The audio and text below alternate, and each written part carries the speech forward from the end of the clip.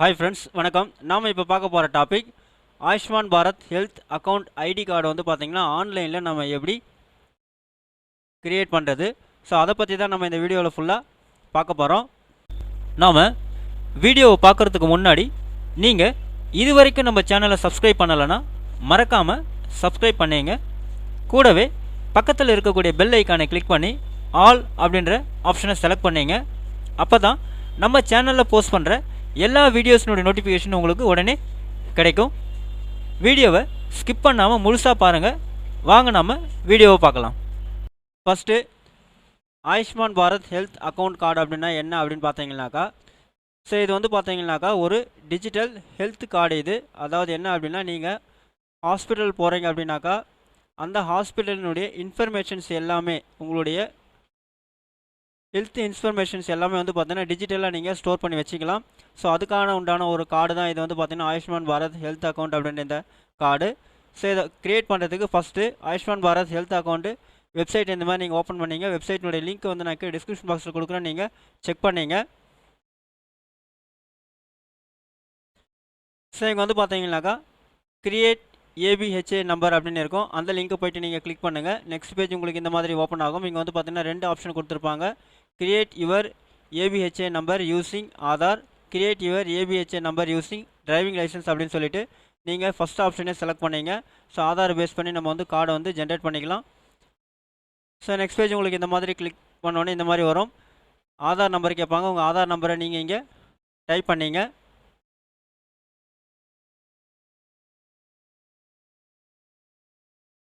Type பண்ணிவிட்டு agri பட்டனை click பண்ணிவிட்டு கேப்சா வேல்யூ டைப் பண்ணிவிட்டு நெக்ஸ்ட் பட்டனை நீங்கள் கிளிக் பண்ணுங்கள். உங்களுடைய ஆதாரில் நீங்கள் பதிவு பண்ணி மொபைல் நம்பருக்கு ஒரு ஓடிபி சென்ட் ஆகும். அந்த ஓடிபி நீங்கள் இங்கே டைப் பண்ணிங்க. டைப் பண்ணிவிட்டு கீழே வந்து பார்த்தீங்கன்னாக்கா உங்களுடைய மொபைல் நம்பர் கேட்பாங்க. உங்கள் மொபைல் நம்பரை நீங்கள் டைப் பண்ணிங்க. டைப் பண்ணிவிட்டு நெக்ஸ்ட் பட்டனை நீங்கள் கிளிக் பண்ணுங்கள்.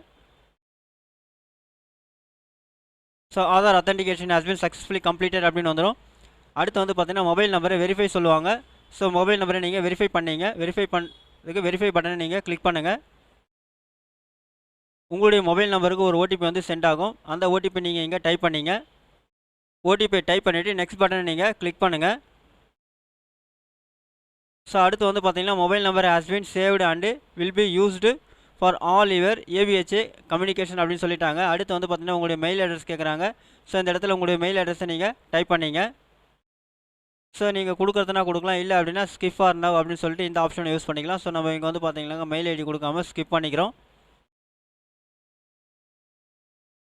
So create your unique ABHA address அப்படின்னு சொல்கிறாங்க.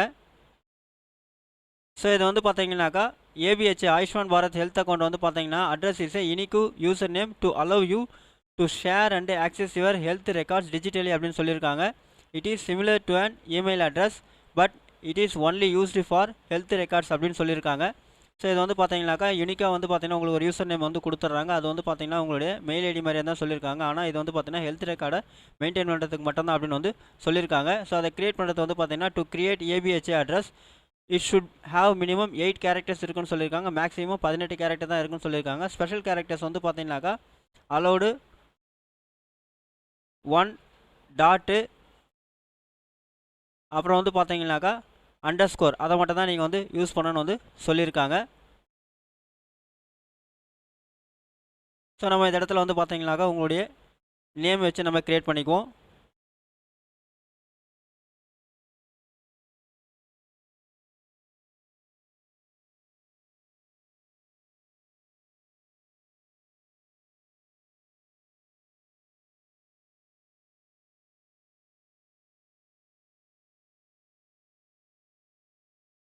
ஸோ க்ரியேட் பண்ணிவிட்டு ஓகே பட்டன் ஓகே ஆகிடுச்சு.